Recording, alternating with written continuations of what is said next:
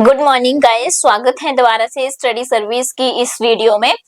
और study service जो है ऑनलाइन कोचिंग प्लेटफॉर्म है जिसमें आपको डेली जो है फ्री ऑफ कॉस्ट जो है पीजीटी एग्जाम से रिलेटेड जो 20 मार्क्स का आपको टीचिंग वाला पोर्शंस आने वाला है बीएड वाला, वो आपको करवाया जाता है।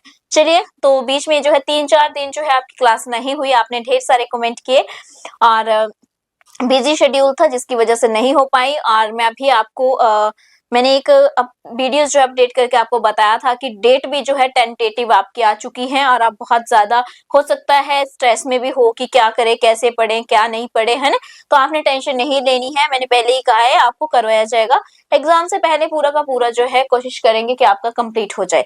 बहुत सारे स्टूडेंट कॉल भी कर रहे थे कि इसका जो है आप हमें जो है एक्स्ट्रा अलग से भी कोर्स प्रोवाइड करवाइए, तो उसके बारे में भी विचार हो रहा है। अगर आप चाहते हैं कि फास्ट वे में करना हमारे साथ, तो टीचर्स के द्वारा जो है उसको अभी फ्रेम किया जा रहा है। अगर ऐसा हुआ कि अलग से कोई कोर्स हम बनाएंगे तो आपको जरूर बताएंगे। चलिए, फिलहाल अभी आप जो है इसी पे हमारे साथ करिए यूट्यूब में डेली के डेली।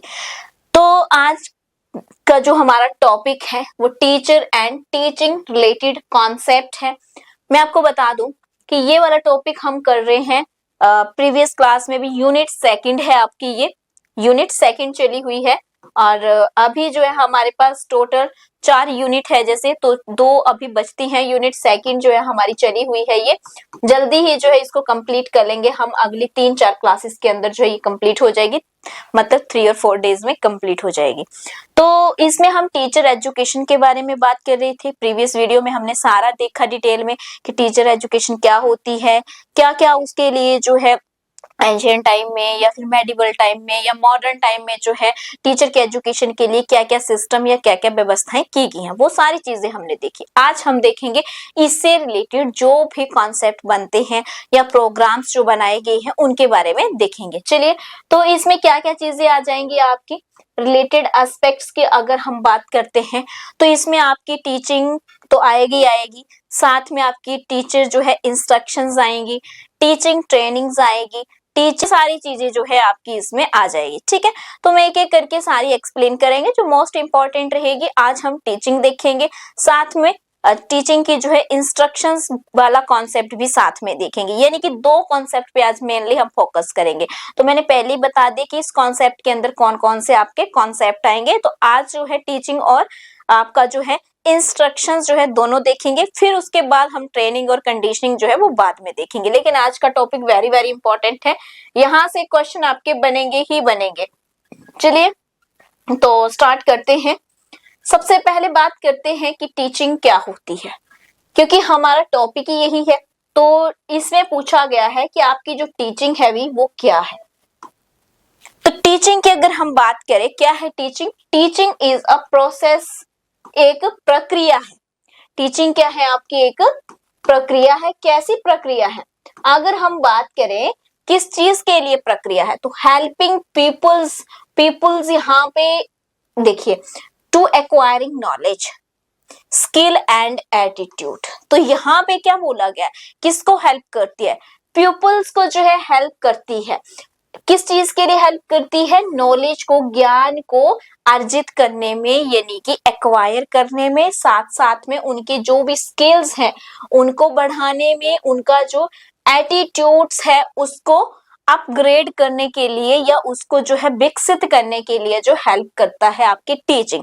अब देखो, जो भी टीचर्स बनने वाले हैं, आप सभी जो है पीपल टीचर्स हैं। ठीक है, जब आप बीएड करते हैं तो हम लिखते हैं पीपल टीचर्स।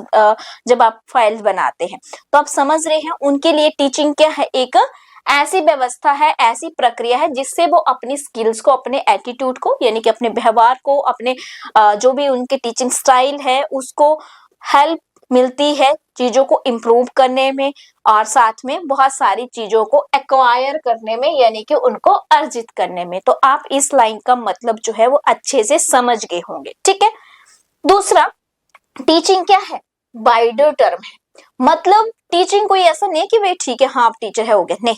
क्या है? एक वाइडर, यानी कि इसी के अंदर जो है हम इंस्ट्रक्शंस भी देखते हैं, ट्रेनिंग्स भी देखते हैं, है ना, एक्सेट्रा। वो सारी चीजें हम इसमें देखते हैं। तो एक वाइडर टर्म आती है, क्योंकि इसमें हम ज्ञान की बात कर रहे हैं, तो वेयरएज ट्रेनिंग आएगा, इंस्ट्रक्शंस आएगा, आपका कंडीशनिंग आएगा, कॉन्सेप्ट जो है इसी के अंदर सारे के सारे आ जाते हैं।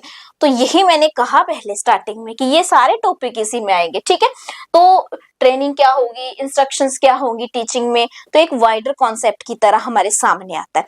अब मान लो एक क्लासरूम है, ठीक है, फॉर एग्जाम्पल जैसे कि अगर क्लासरूम है तो उस क्लासरूम के अंदर जो भी एक्टिविटी की जाती है, उस क्लासरूम का एनवायरनमेंट कैसा है, जहां कुछ कोई ना कोई एक क्लासरूम के अंदर जो है, एक तो क्लासरूम है इट मींस वो फॉर्मल आपका एनवायरनमेंट होगा, ठीक है।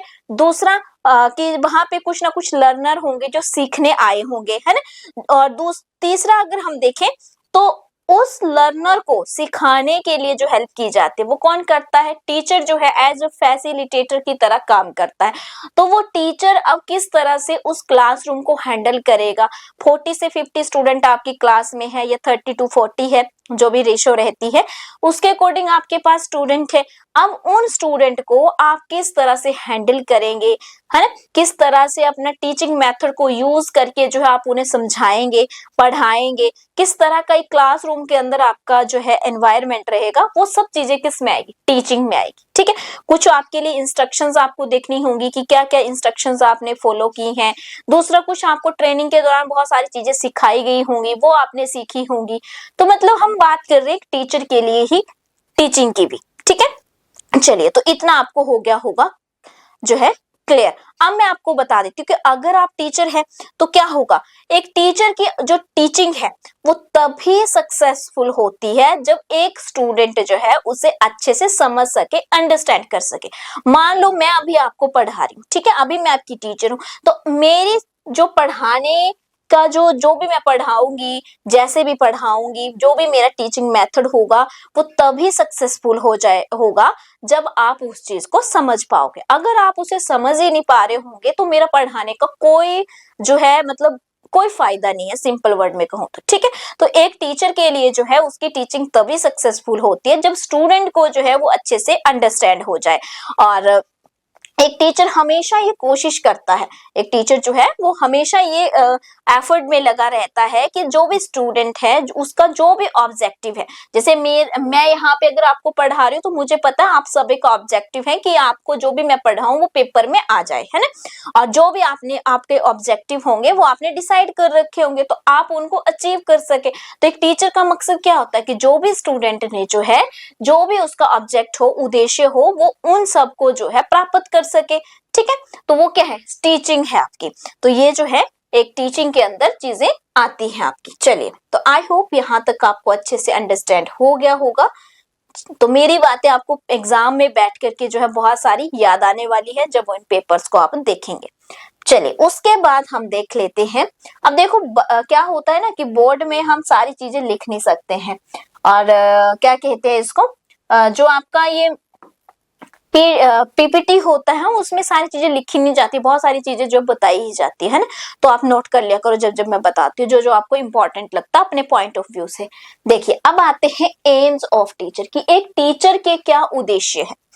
आप भी टीचर बनने वाले हैं, टीचर ही हैं आप, बनने वाले नहीं, आप टीचर ही है, ठीक है, क्योंकि आपने बीएड कर रखी है तो आप टीचर है।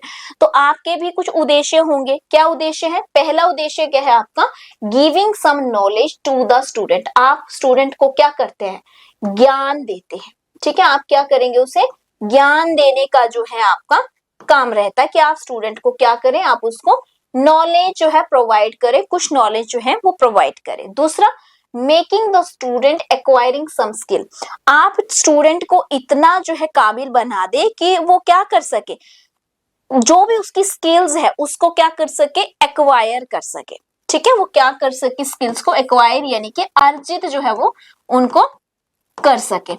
तो फिर तीसरा, पासिंग इंफॉर्मेशन टू देम। आप क्या करते हैं, जो भी आपके पास सूचना है यानी कि इंफॉर्मेशन है, नॉलेज है, आप उसको क्या करते हैं, पास करते हैं आगे। जो आपने सीखा है आप चाहते हैं, एक टीचर जो होता है वो चाहता है कि जो उसने सीखा उससे ज्यादा वो बच्चों को जो है सिखा सके। फिर है changing the attitude of the learner. आप क्या करेंगे, जो भी लर्नर यानी कि जो सीखने वाला मीन्स जो आपका स्टूडेंट है, उस स्टूडेंट के जो है एटीट्यूड यानी कि उसके बिहेवियर बोल सकते हैं आप, या उसका जो है नजरिए आप बोल सकते हैं, उसको आप क्या करेंगे, बदलने की कोशिश करते हैं। क्यों हम जो है पढ़ाई कर रहे हैं, ताकि हमारा नजरिया बदले, है ना। हम कहते हैं ना कि जो है डिग्री लेना ही जो है ज्ञान नहीं होता, बल्कि वो आपकी ज्ञान जो है आपको आंतरिक रूप से आपका ज्ञान होना चाहिए, मतलब आपका बिहेव में दिखना चाहिए, आपके व्यवहार में। तो इससे मतलब है कि हम जब हम एजुकेशन ले रहे हैं या हम कुछ नॉलेज ले रहे हैं, तो वो क्या होना चाहिए, हमारे बिहेव में उतर जाना चाहिए। नेक्स्ट है मोटिवेटिंग द स्टूडेंट या लर्नर। आप क्या करेंगे, अपने स्टूडेंट को जो है मोटिवेट करेंगे, आप उसको प्रेरित करेंगे कि वो जो है हमेशा मोटिवेट रहे किसी भी काम करने, अच्छे कामों को करने के लिए। फिर है giving some experiences of life, यानी कि आप क्या करेंगे, कुछ अनुभव देंगे बच्चों को जीवन से रिलेटेड। जैसे आपने जब आपने चाइल्ड डेवलपमेंट पढ़ी होगी, जब भी आपने बीएड के दौरान, तो आपको ये भी एक आपने पॉइंट पढ़ा होगा कि बच्चे को जो है इस तरह की शिक्षा दी जाए। एनसीएफ जब 2005 वाला आपने पढ़ा होगा, तो उसमें आपने पढ़े थे 5.5 प्रिंसिपल दे रखे थे। उसमें क्या बोला गया था, उसमें बोला गया था कि एक फ्लेक्सिबिलिटी होनी चाहिए। दूसरे एक इसमें ये भी बोला गया था कि बच्चे को इस तरह की एजुकेशन देने के लिए आप तैयार होंगे कि कैसे एजुकेशन दी जाए कि वो वास्तविक जीवन से जो है अच्छे से अपना सरवाइव कर सके लाइफ को, है ना। तो आप क्या करेंगे, हम उसे जो है अनुभव देंगे जीवन के, जो आपके साथ एक्सपीरियंसेस हुए हैं। आप कभी नहीं चाहते हैं कि दूसरों के साथ भी वैसा हो, तो आप जो है उन्हें सीख देते रहते हैं। आपने देखा होगा घर में पेरेंट्स कहते हैं कि बेटा ऐसा मत करो, ऐसा हो जाता है, क्योंकि हमारे साथ ऐसा हुआ है। तो वो क्या है, आप अनुभव दे रहे। फिर interacting with the learner through the communication, आप बच्चों के साथ कम्युनिकेट करके, बच्चों के साथ जो है बातचीत करके, डिस्कशन करके, है ना, क्या करेंगे, उनको जो है आप उनके साथ इंटरेक्ट करेंगे, आप उनसे जो है बातचीत करेंगे, उनको जानेंगे, है ना। कोशिश करेंगे कि बच्चा जो है अगर किसी चीज को उसे समझ नहीं आ रही, क्यों नहीं आ रही है, कहाँ दिक्कत आ रही है, वो सब चीजें जो आप क्या करेंगे, इंटरेक्ट करेंगे। तो ये क्या होते हैं, टीचर के जो है उद्देश्य होते हैं, टीचर के एम होते हैं। चलिए, तो आई होप यहाँ तक आपको हो गया होगा क्लियर। तो जल्दी से जो है सभी डन जो है टाइप कर दीजिए, फिर नेक्स्ट हम देखते हैं। जल्दी से जो है फटाफट आपने सभी ने जो है डन जो है वो टाइप कर देना है, उसके बाद हम देखेंगे नेक्स्ट अपना।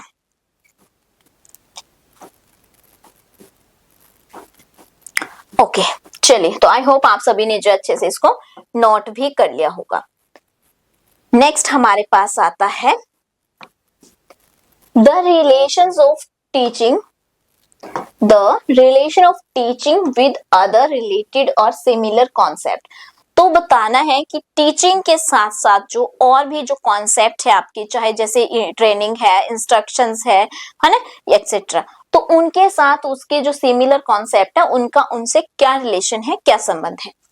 The term like conditioning, training, indoctrinations, instructions are used to denote some or other kind of teaching. Sometime they are writing mistaken by the synonym. कई बार क्या होता है कि ये जितने भी टर्म है, चाहे कंडीशनिंग है, ट्रेनिंग है, ये सारे के सारे कई बार हम क्या होता है, हम इनको जो है सिनोनियम ही मान लेते हैं, यानी कि हम मानते हैं कि टीचिंग ही होती है, पर ऐसा नहीं। हम क्या कर देते हैं, कई बार इनको सिनोनियम लिख करके क्या कर देते हैं, मिस्टेक कर देते हैं। इनका जो है, इनका टीचिंग से रिलेटेड जो है रिलेशन तो है, इनका टीचिंग से जो है गहरा संबंध है, लेकिन इनके जो है मीनिंग जो है अलग अलग होते हैं। देखेंगे एक एक करके। चलिए,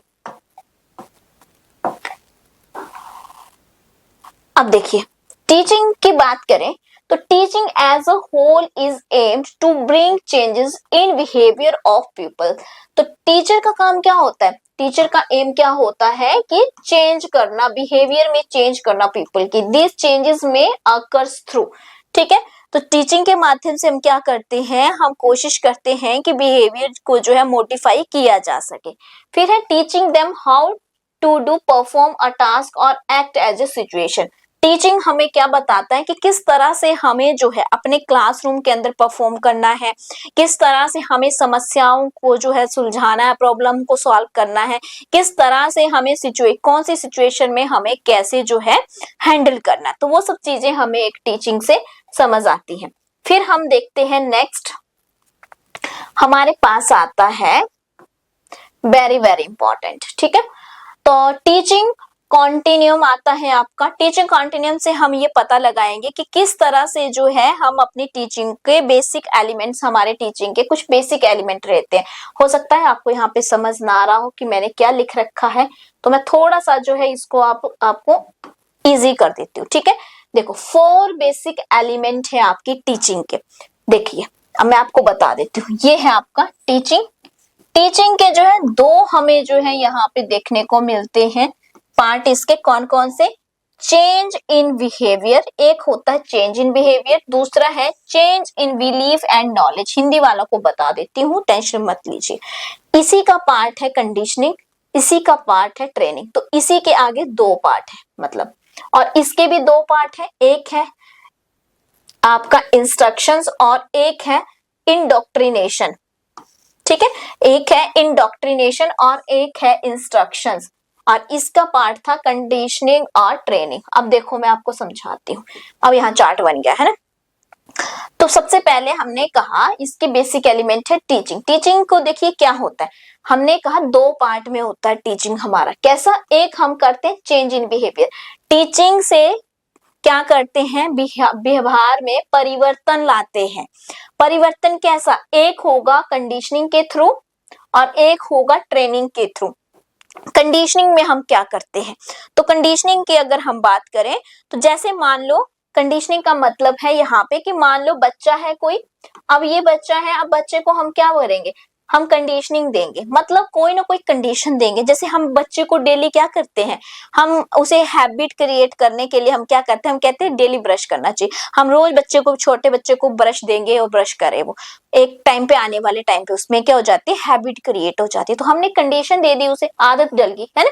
अगर हमें किसी भी आदत को बच्चे को डालना है तो हम क्या करते हैं, कंडीशनिंग करते हैं। गुड हैबिट्स के लिए जो है हम क्या करेंगे, कंडीशनिंग करेंगे। फिर दूसरा बिहेव में चेंज हो गया आपके, फिर दूसरा बिहेव में चेंज कैसे होगा, ट्रेनिंग देंगे। ट्रेनिंग कैसे, स्किल में परफेक्ट करना है। मान लो हमें उसे किसी स्किल में जो है, मान लो आपको ही जो है टीचिंग में जो है परफेक्ट करना था। जब आप बीएड कर रहे तो आपकी क्या लगी, स्किल डेवलपमेंट की ट्रेनिंग लगी, टीपी लगी। तो वो क्या हुआ, ट्रेनिंग के दौरान आपने अपनी स्किल को इम्प्रूव किया, तो चेंज हो गया आपके व्यवहार में। पहले आप जब स्टेज पे जाते थे आपकी टांगे कंपती थी, लेकिन जब आपने बीएड कर लिया उसके बाद टांगे कांपना बंद होगी, तो वो क्या हुआ, आपके व्यवहार में परिवर्तन हो गया। फिर देखते हैं change in belief and knowledge. तो जो विश्वास है और जो ज्ञान है उसमें भी क्या करवाया आपने, चेंज करवा दे। कैसे? पहला जो है इंडोक्ट्रिनेशन के थ्रू। इंडोक्ट्रिनेशन की अगर मैं यहाँ पे बात करूं तो क्या होगा, ऐसा कुछ सिखाना जिससे बिलीफ जो है बच्चे के सेट कर सके हम, है ना। बच्चे का बिलीफ यानी कि विश्वास सेट कर सके। जैसे हम बच्चे को कहते हैं भाई, जैसे छोटे बच्चे होते हैं ना, तो हम उनसे कहते हैं कि बेटा अगर देखो, दिमाग में बिठा देते हैं पहले से बचपन से कि बेटा अगर पढ़ोगे नहीं तो फेल हो जाओगे, है ना। ऐसा बिठा, उसके दिमाग में वो सेट हो जाती है, बिलीफ, विश्वास बन जाता है कि अगर पढ़ेगा नहीं तो फेल हो जाएगा। तो वो क्या है, इंडोक्ट्रिनेशन जो है सेट कर देते हैं, बिलीफ सेट कर देते हैं। फिर हमने कहा इंस्ट्रक्शंस। तो इंस्ट्रक्शंस की अगर मैं यहाँ पे बात करूं तो इंस्ट्रक्शन में क्या होगा, इंफॉर्मेशन देना। क्या करते हैं हम, इंफॉर्मेशन प्रोवाइड करते हैं, सूचना देते हैं। और इधर क्या था, बिलीफ। तो आई होप आपको ये जो है टीचिंग कॉन्टिन्यूम जो है वो आपको अच्छे से क्लियर हो गया होगा। मैंने पूरी कोशिश की है वैसे कि आराम से बोलूं ताकि आप नोट भी कर सको, क्योंकि मुझे ऐसा लगता है कई बार मैं बहुत फास्ट बोल जाती हूँ और उसकी वजह से आप लिख नहीं पाते होंगे। चलिए तो नेक्स्ट देखते हैं, इंस्ट्रक्शंस देख लेते हैं कि इंस्ट्रक्शंस क्या होता है। तो इंस्ट्रक्शंस की अगर हम बात करें, according to doctor R.A. Sharma क्या कहते हैं, तो डॉक्टर R.A. शर्मा कहते हैं instruction is the process of influencing. क्या है, एक प्रक्रिया है, किस चीज के लिए, लर्नर टूवर्ड सम गोल्स, यानी कि आपको इन्फ्लुएंस करना, किस चीज को, जो भी सीखने वाले हैं उनके जो भी गोल्स हैं, एक तो सीखने वाले को और जो उद्देश्य को प्राप्त करने चाहते हैं उसके लिए क्या है, इंस्ट्रक्शंस एक आपके लिए जो है, इंस्ट्रक्शन क्या है, एक प्रोसेस है जो इन्फ्लुएंसिंग का काम करती है। दूसरा, instruction is an integral part of education, कि कहीं ना कहीं ये भी क्या है, एक इंटीग्रल पार्ट है एजुकेशन का। Process of instruction can goes on the classroom situations. से बहुत सारी यहाँ पे चीजें लिखी हुई हैं, मैं आपको बिल्कुल सिंपल वर्ड्स में समझा देती हूँ कि यहाँ पे कहने का मतलब क्या है।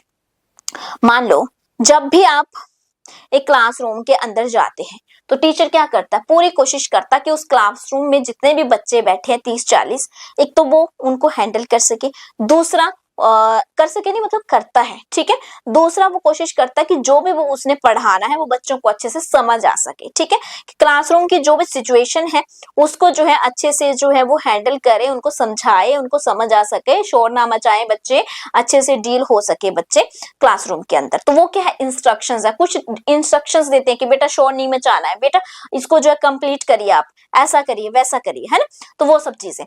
फिर जब टीचर जो है बच्चों को अपना कॉन्सेप्ट पढ़ाता है तो बच्चों से एक्सपेक्ट करता है, उम्मीद करता है, ठीक है। तो क्या उम्मीद करता है कि बच्चे क्या कर ले, इसको सारा का सारा जो बच्चों को समझ आ जाए और वो मेमोराइज कर ले, ठीक है। कोई भी नई चीज है तो टीचर जो बच्चों को बताता है, अंडरस्टैंड करवाता है कि बेटा ऐसा नहीं, इसको ऐसा करना है आपने। तो टीचर के जो है इसके समझाने के जो अलग अलग मेथड हो सकते हैं, हो सकता है वो उसे लेक्चर मेथड से समझाने की कोशिश करे या फिर अपना जो है नोट्स प्रोवाइड करके जो है टीचर करवाता है। तो उसके लिए क्या होते हैं, टीचर के अपने अलग अलग जो है मेथड उसके लिए हो सकते हैं।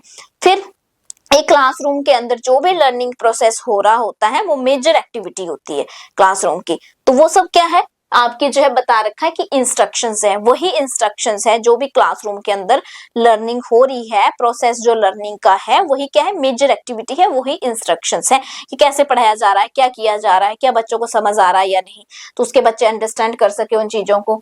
वो सब चीजें क्या है आपकी एक क्लासरूम के अंदर होने वाली जो एक्टिविटी है वही आपकी इंस्ट्रक्शंस है। फिर से बता रही हूँ, क्लासरूम के अंदर होने वाली एक्टिविटी ही मेजर जो है आपकी इंस्ट्रक्शंस है। नेक्स्ट कैरेक्टरिस्टिक्स देख लेते हैं, इसकी क्या क्या विशेषताएं होती है। Instruction is an integral part of education often goes on the when a group of learners are this, it is not a possible in the vacuum, ठीक है। अब क्या होता है, ये तो मैंने पहले बता दिया कि इंटीग्रल पार्ट है।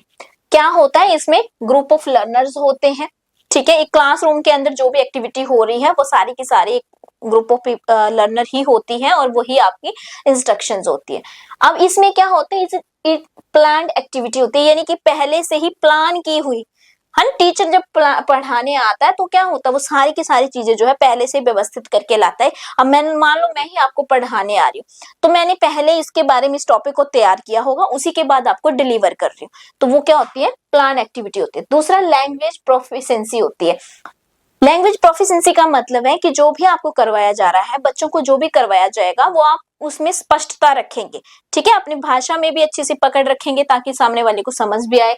फिर है direct contact between teacher and student. तो इसमें जब आप पढ़ाते हैं, इंस्ट्रक्शंस देते हैं क्लासरूम के अंदर, तो क्या होता है, टीचर और स्टूडेंट के बीच में डायरेक्ट इंटरेक्शन होती है, डायरेक्ट कांटेक्ट होता है। फिर है it's main limitation is that doesn't develop in the interest is the student.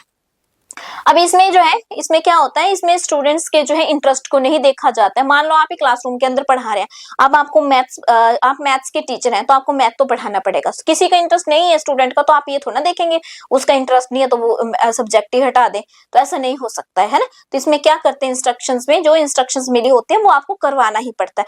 अब आपको बीएड के इस पोर्शन में इंटरेस्ट नहीं था, लेकिन आपको अगर सिलेबस में आ गया तो आपको पढ़ना ही पड़ेगा और मुझे पढ़ाना ही पड़ेगा, ठीक है।